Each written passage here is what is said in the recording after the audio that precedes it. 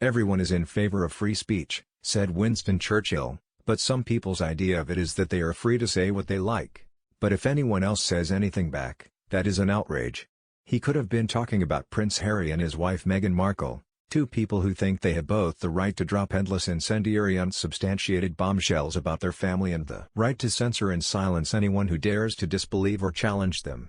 Back in March, the Duke and Duchess of Sussex spent 2 hours gunning the royals to Oprah Winfrey in an explosive interview on prime time U.S. television. They claimed a member of the royal family had been racist about their son Archie, and that their little boy had been banned from being a prince because of his skin color. Meghan also claimed that she told several senior palace officials she was feeling suicidal, but they told her she couldn't have any treatment because it would be bad for the royal brand. Oh, and she stated as fact that she and Harry secretly got married 3 days before their official wedding, in a private ceremony conducted by the Archbishop of Canterbury. On ITV's Good Morning Britain a few hours later, I said I didn't believe a word Meghan Markle said. This triggered a furious protest from fans of the couple who accused me of being a racist, callous misogynist who was belittling Meghan's lived experience of mental health and racism. But it was simpler than that. I just didn't believe her. Not least because it was immediately established that some of her more outlandish claims, like the secret wedding and Archie's princely ban, were provable nonsense. As the furor grew, a record number of 57,000 people, including Meghan Markle herself, complained about me to the UK TV government regulator Ofcom. ITV's chief executive, Dame Carolyn McCall, responded by saying that she believed Meghan's mental health claims, and I was then told by my employers to either apologize for what I had said or leave the show with immediate effect.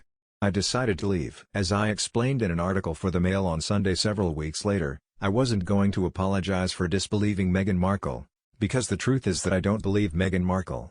And in a free democratic society, I should be allowed not to believe someone, and to say that I don't believe them.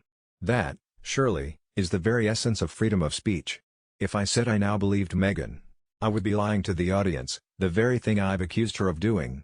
Today, in a stunning verdict, Ofcom announced that they agreed with this argument, and rejected every single complaint against me. Their report is lengthy and detailed, but in the end, it came down to an unequivocal and emphatic endorsement of my right to an opinion. Ofcom is clear that, consistent with freedom of expression, Mr. Morgan was entitled to say he disbelieved the Duke and Duchess of Sussex allegations and to hold and express strong views that rigorously challenged their account, they declared, adding that their broadcasting code allows for individuals to express strongly held and robustly argued views, including those that are potentially harmful or highly offensive, and for broadcasters to include these in their programming. It concluded, the restriction of such views would, in our view, be an unwarranted and chilling restriction on freedom of expression both of the broadcaster and the audience. Chilling. Wow. Ironically, I would imagine that word will prompt a very chilly reaction from the self-satisfied Sussexes as they slurp kale smoothies in their California mansion over breakfast this morning. Make no mistake, this is a watershed moment in the battle for free speech. If Ofcom had found against me, that would have signaled the end of every UK TV journalist's right to express any honestly held opinion on air lest it upset the likes of Meghan Markle. The whole point of journalism is surely to question and challenge statements from public figures, particularly when no actual evidence is produced to support them. 5 months on from my sudden departure from GMB, at least 17 of Meghan and Harry's claims in the Oprah interview have now been shown to be false or disingenuous. The poor old Archbishop of Canterbury was even forced to publicly deny had conducted a secret marriage ceremony because that would have been a criminal offense and he might have been sent to prison for it. More pertinently, none of the couple's most sensational and damaging statements about racism and mental health have yet been supported by a shred of evidence amid furious denials from the royal family. So, my observation that I didn't believe Meghan Markle is looking stronger by the day. And for the record, I still don't believe her. But that's not really the point. This is not about me, or Meghan Markle.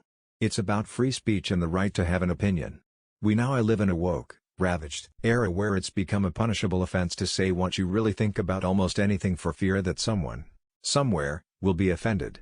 This insidious cancel culture, as it's been termed, represents the most serious threat to democracy in my lifetime. People all over the world are being shamed, vilified, and even fired from their jobs for expressing an opinion that the woke brigade don't like. Every day, social media platforms like Twitter and Facebook explode with self-righteous judgments handed down by the court of woke public opinion, and the consequence is that debate is being destroyed at the altar of political correctness in a way that would have Churchill turning in his grave. This was a man who fought off the freedom, Muzzling Nazis, for God's sake.